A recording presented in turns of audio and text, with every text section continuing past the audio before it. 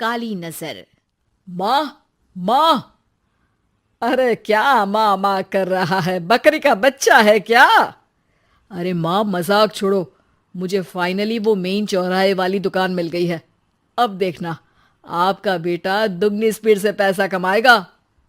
ओफो, ये क्या? मेरी ऑनलाइन मेकअप क्लास चल रही है। इतनी जोर से क्यों बोल रहे हो आप दोनों? अरे मेरी धर्म पत्नी जी, मेकअप क्लास बाद में करना। वो चौराहे वाली दुकान मिल गई है हमको। अरे वाह! रुको, मैं अपनी माँ को फोन लगाकर बता देती हूँ। अरे मैं भी अपने रिश्तेदारों को बता देती हूँ। कितनी खुशी की बात है। हाँ हाँ, मैं भी अपने दोस्तों को बता देता हूँ।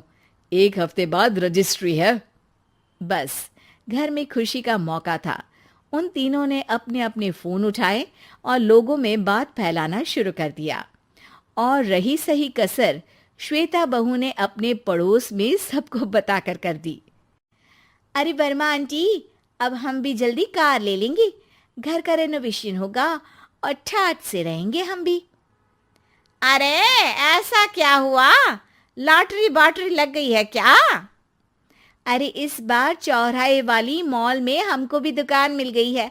दुकान नंबर 21, जो एकदम चौराहे पर है। अब ग्राहक बढ़ेंगे तो आमदनी भी बढ़ेगी ही ना। अरे वाह, कितनी खुशी की बात है। मैं बहुत खुश हूँ तुम्हें इतना खुश देख के।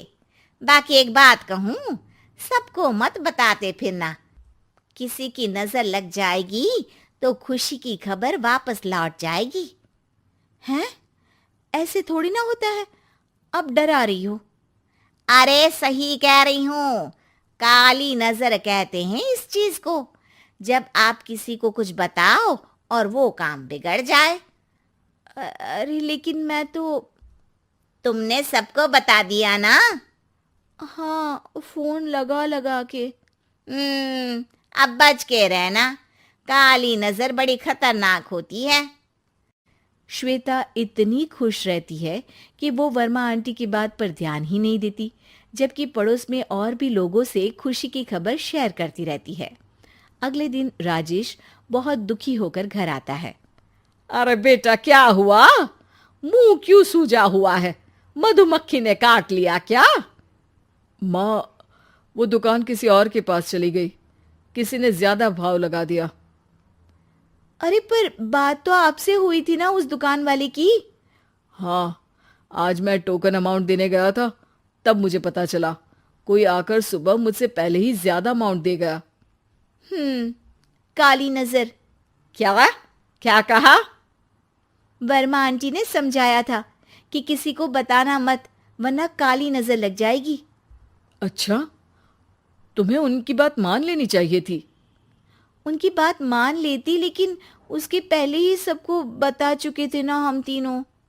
अरे अगली बार से ध्यान रखेंगे। कोई भी नई चीज होगी तो किसी को नहीं बताएंगे। तीनों कुछ दिन ऐसे ही रहते हैं, पर एक दिन श्वेता को एक मेल आता है। राजेश, मेरा ऑनलाइन मेकअप कोर्स कंप्लीट हो गया। अब मैं खुद का पार्लर खोल सकती हूँ। अरे वाह, अपने मोहल्ले में ही खोलते हैं। ये जो घर के सामने दुकान है ना, वहीं। हाँ, यहाँ सस्ती भी मिल जाएगी। अगले दिन श्वेता वर्मा आंटी के पास जाती है, मिठाई का डब्बा लेकर। अरे आओ आओ, कैसे आना हुआ? जोर से नहीं बोलूंगी। वो सामने वाली दुकान है ना, वहां मैं अपनी पार्लर की दुकान खोलने वाली हूँ। उसकी मिठाई है। अरे वाह, बहुत बधाई हो तुमको। हाँ, मैं कमाने लगूंगी तो राजेश पर पूरे घर का बोझ नहीं रहेगा ना आंटी जी। ये तो है। पर ये बता कि तूने ये बात किसी और को तो नहीं बताई ना? अरे नहीं नहीं, पिछली बार गलती कर दी थी। काली नजर लगी किसी की और राजेश के हाथ से वो दुकान चली गई थी। सबको मत बताना। चलो मैं चलती हूँ, कल दुकान की बात करने भी तो जाना है। अगले दिन श्वेता दुकान के लिए मालिक से बात करने जाती है। अरे लेकिन दुकान तो हम कल रात को ही किसी को दे चुके हैं। कल ही? हाँ, कल ही। 2 दिन बाद कोई यहाँ पार्लर भी खोल लेगा। अब कहीं और दुकान देख लीजिए।